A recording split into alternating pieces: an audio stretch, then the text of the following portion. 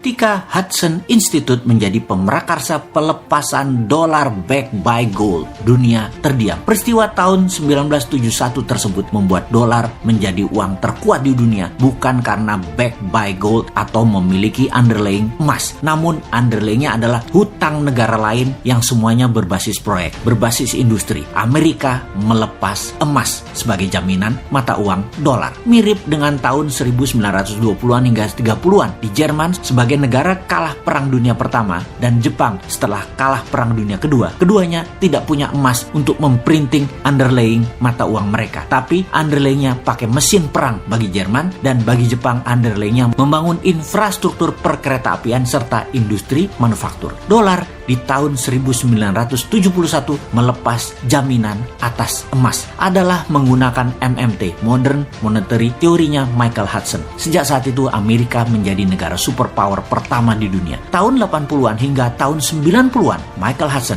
adalah guru besar yang mengajar di kampus di Peking University, di mana hampir semua petinggi politbiro yang saat ini menjabat di Tiongkok adalah murid beliau. Setidaknya mereka semua memahami hal yang sama, yaitu MMT. Sehingga di tahun 1989 pertama kalinya Deng Xiaoping ambil posisi ekonomi dengan mendemokratisasi uang renminbi pakai proyek underlyingnya. MMT dipraktekkan di Tiongkok sejak saat itu. Kedua negara tersebut saat ini menjadi dua negara besar. Yang satu, Amerika, sudah menjadi negara superpower, bahkan dengan kekuatan teknologi, paten, dan free thinking country terbebas di dunia. Amerika belum terkalahkan. Sebagai murid Hudson tidak langsung, karena saya hanya mengikuti buku-bukunya dan belajar dari muridnya Hudson, salah satunya belajar dari Stephanie Kelton, maka sejak 6 tahun yang lalu si Sontoloyo ini menyatakan akan membuat negara Indonesia menjadi negara sejajar dengan dua negara besar tersebut, dan di tahun 2045 akan menjadi negara terkuat di dunia